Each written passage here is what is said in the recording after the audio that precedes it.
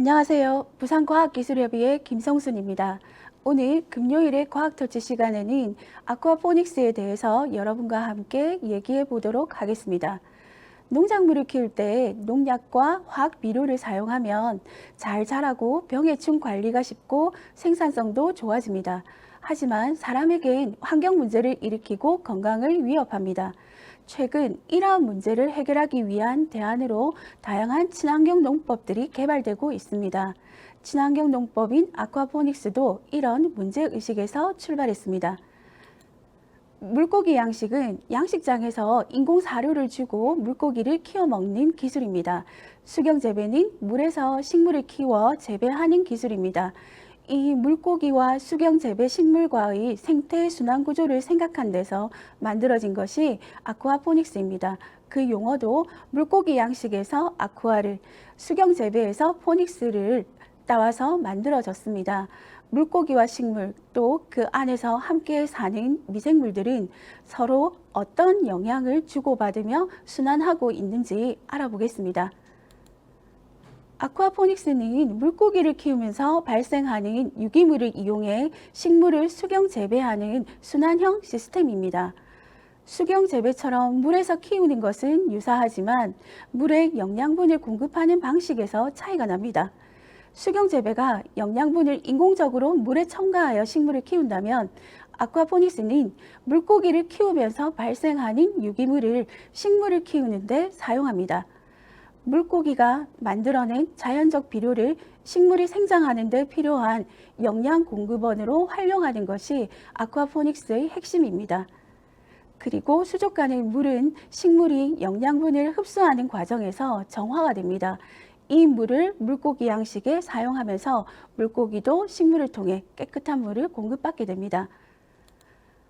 이런 아쿠아포닉스의 장점은 첫째, 물을 수조와 식물 재배에 순환하여 사용하므로 추가되는 물이 없어서 적은 양의 물만으로 양식을 할 수 있습니다. 기존의 양식장과 수경 재배에서 사용하는 물의 양의 90% 이상을 절약할 수 있습니다. 그래서 식물 재배에 필요한 물을 공급하기가 열악한 지역에서도 신선한 농산물을 직접 생산하고 판매할 수 있습니다. 둘째, 물이 순환되므로 식물과 물고기가 서로 간에 직접적으로 영향을 미치기 때문에 물고기에게 항생제나 식물에게 비료와 농약을 사용할 수가 없습니다. 그러므로 사람이 좀 더 안전한 식품을 먹을 수 있습니다. 식물을 키우는 농장에서는 노지 재배에 비해 물에서 키우면 병해충이나 잡초를 따로 관리하지 않아도 됩니다. 이런 아쿠아포닉스의 형태는 다양합니다. 거대한 양식장에서 물고기와 대규모 식물 재배를 할 수도 있고 농장에서 몇 개의 수족관과 식물 재배를 하거나 가정용으로 작게 만들 수도 있습니다. 규모는 달라도 순환되는 기본 원리는 같습니다. 아쿠아포닉스로 식물을 수경 재배하는 방식 중에 플로팅 수경 재배는 스티로폼 같은 데 구멍을 뚫고 식물을 심어서 수족관 위에 띄워서 뿌리가 물속에 담겨 있는 수경 재배 방법으로 가장 단순하고 고전적인 방식입니다. 뿌리가 물에 담겨져 있으므로 온도 변화가 작아서 뿌리의 온도를 쉽게 관리할 수 있습니다. 하지만 식물은 많은 양의 물에 담궈야 해서 탱크나 베드의 용량이 커지게 됩니다. NFT 모델은 물을 터널처럼 생긴 얇은 판넬에 조금씩 흘려보내 재배하는 방법입니다. 일정 주기로 뿌리가 공기 중에 노출되어 호흡을 하게 됩니다. 그리고 PVC 파이프 모델은 수직이나 수평형으로 설치하여 물을 파이프 관안으로 조금씩 흘려보내 식물을 재배하는 이런 형태들도 있습니다. 아쿠아포닉스로 재배할 수 있는 식물에는 잎채소나 허브류 또는 딸기나 토마토 같은 과일, 꽃, 관엽식물 등 수경 재배가 가능한 식물들이 되겠습니다. 아쿠아포닉스 양식장에서 키울 수 있는 물고기로는 잉어, 향어, 민물장어, 그 외에 메기, 민물새우 등이 있습니다. 앞으로 많은 연구와 농업 경험이 쌓이면 더 많은 종류의 식물과 물고기들을 키울 수 있게 될 걸로 기대합니다. 아쿠아포닉스는 물고기의 배설물을 이용해 식물을 수경 재배하는 생태 순환 구조를 이룹니다. 식물이 자라는데 물고기의 배설물이 어떻게 이용되는 것인지 알아볼까요? 그러기 위해서는 식물이 자라기 위해 꼭 필요한 영양 성분이 무엇인지부터 알아야 합니다. 여기 식물 생장 필수 요소 16가지가 있습니다. 식물을 키우려면 이들 요소를 알맞게 공급해줘야 하겠지요.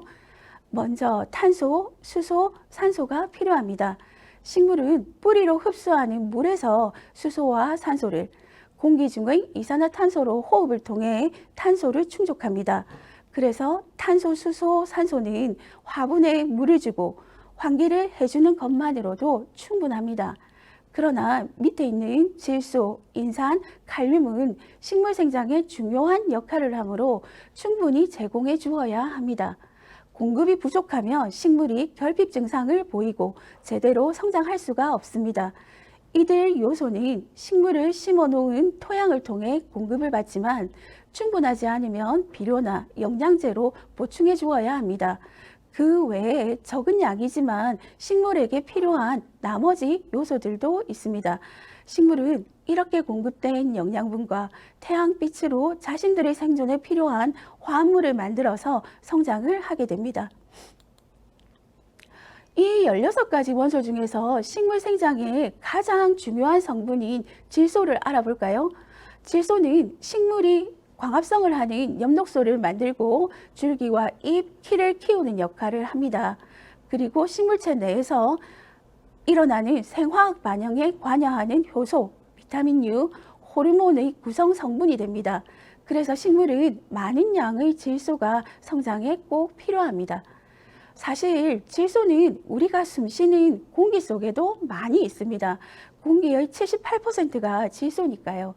앞에서 식물들이 자신에게 필요한 탄소를 공기에서 흡수하듯이 질소도 공기에서 흡수할까요? 그러나 식물은 공기 중의 질소를 직접 이용할 능력이 없습니다. 식물이 흡수할 수 있는 질소의 형태가 공기 중의 질소와 다르기 때문입니다. 식물은 뿌리를 통해서 땅에 있는 질소 화합물을 흡수하여 질소를 충족하게 됩니다. 아쿠아포닉스 식물은 물에서 자라니까 땅속의 질소 성분을 흡수할 수가 없는데 그럼 이 질소를 어디에서 얻는지 한번 알아보겠습니다. 물고기의 배설물 안에는 암모니아 성분이 50%를 차지합니다. 사람이나 다른 동물은 신진대사 과정에서 생긴 암모니아를 요산이나 요소 같은 비교적 독성이 덜한 물질로 걸러서 배설을 합니다. 이 암모니아는 물에 녹으면 독성이 약해집니다. 그래서인지 물속에 사는 물고기들은 독성이 강한 암모니아를 그대로 물에다 배설을 합니다. 이 암모니아는 물에 녹아 암모늄 이온이 됩니다.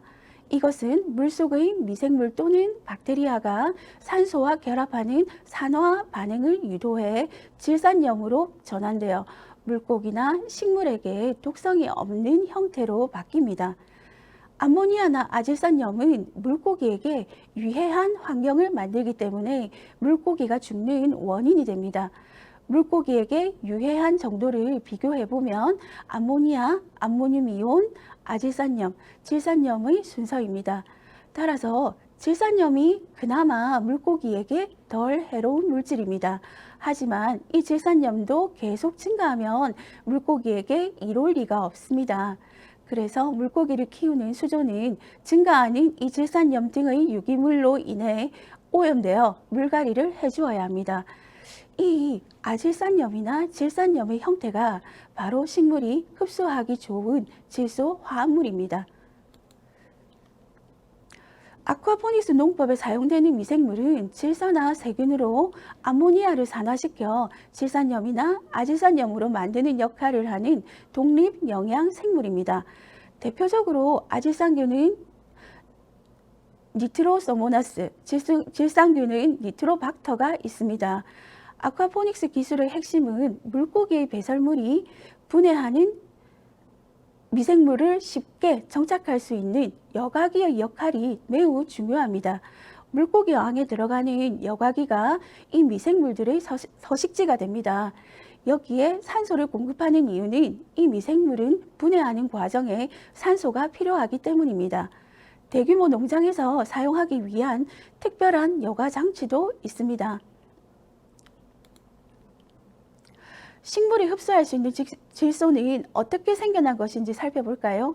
첫째, 식물에게는 아무런 소용도 없는 공기 중의 질소를 식물이 이용할 수 있는 형태로 바꾸어주는 자연의 작용이 바로 천둥과 번개입니다. 하늘에서 천둥과 번개가 칠 때면 3만 도 이상의 초고온이 순간적으로 발생하게 되고, 이때 대기 중의 질소가 식물이 흡수할 수 있는 유용한 질소 비료로 되어 하늘에서 비와 함께 떨어지는 것입니다. 그래서 천둥 번개를 동반한 소나기가 지나간 후 식물이 잘 자라는 것을 볼 수 있습니다. 둘째로, 콩과 식물의 뿌리에 공생하는 질소 고정 세균은 대기 중의 질소를 식물이 흡수할 수 있는 형태로 공급해주는 역할을 하기도 합니다. 그러나 식물에게 공급하는 대부분의 질소는 땅속의 미생물들이 동물의 미생물, 낙엽에 있는 요소를 비롯한 많은 종류의 질소 화합물을 식물들이 흡수하기 좋은 질산염으로 분해하여 식물이 이를 흡수하여 해결합니다. 암모니아가 니트로소모나스에 의해 아질산염으로, 아질산이 니트로박터에 의해서 질산염으로 분해되어 다시 식물에게 흡수함으로써 성장과 동시에 물을 정화시켜 물고기에게 다시 깨끗한 물을 공급하는 과정이 질소 순환 사이클입니다. 이 기술은 물 사용 효율이 높고 살충제를 사용하지 않으며 비료 사용을 줄여 친환경적이고 지속 가능하게 만든다고 알려져 있으며, 환경오염에 민감한 유럽 및 선진국에서는 상업적으로 활발히 연구가 진행되고 있습니다. 앞에서와 같은 장점에도 처음에 수족관과 수경재배 시설, 물이 순환되기 위한 펌프, 여과장치 등 초기 설치비가 많이 듭니다. 그리고 물고기와 식물 재배라는 두 가지 지식을 필요로 하고, 식물에 병해충이 생기는 경우에는 농약도 비료도 사용할 수가 없어서 어려운 문제가 있습니다. 또 아직은 재배할 수 있는 물고기와 식물이 제한적이고요. 만약에 전기 공급이 끊기게 되면 펌프 등의 장비가 멈춰서 물고기가 폐사할 수도 있습니다. 하지만 전통 농업 방식에서는 대규모의 농지와 물을 사용하여 지구 육지의 40%가 농지와 가축을 키우는 방목지이고, 지구 담수의 50% 중 70%가 농사에 사용됩니다. 현대 농업에 사용되는 비료는 대부분 아산화질소로 만들어집니다. 질소는 공기 중에도 대부분을 차지할 정도로 흔한 기체이지만 화학 반응을 거치면 아산화질소로 변합니다. 이 아산화질소는 온실가스로 알려진 이산화탄소보다 약 250배나 강한 온실가스 입자입니다. 그래서 많은 온실가스를 배출하게 됩니다. 이 아쿠아포닉스 농업 기술은 수산 양식 과정에서 물속의 유기 영양소를 자연스럽게 형성하여 식물에게 제공하고, 이를 식물이 흡수하면서 수질 정화와 함께 성장이 동시에 이루어지는 생태계 순환을 이용한 재배 방식이었습니다. 앞에서 언급한 아쿠아포닉스의 장점들은 작물을 재배하는 토양의 질, 물 부족, 자연재해 등 농업에서 직면하고 있는 대부분의 문제점들을 해결할 수 있게 됩니다. 하지만 이러한 장점을 가지고 있음에도 불구하고 국내에서 아쿠아포닉스 기술은 아직 많은 연구와 기술 개발을 필요로 합니다. 아쿠아포닉스를 활용한 체험이나 교육 등도 조금씩 이루어지고 있습니다. 온실가스도 줄일 수 있고 안전한 먹거리도 얻을 수 있으며, 보는 것만으로도 아름다운 아쿠아포닉스를 여러분도 한번 도전해 볼까요? 작은 어항이나 수족관 크기로 물고기와 식물을 함께 키우는 것도 있으니 어렵지 않게 해볼 수가 있습니다. 지금까지 아쿠아포닉스에 대해 알아봤습니다. 감사합니다.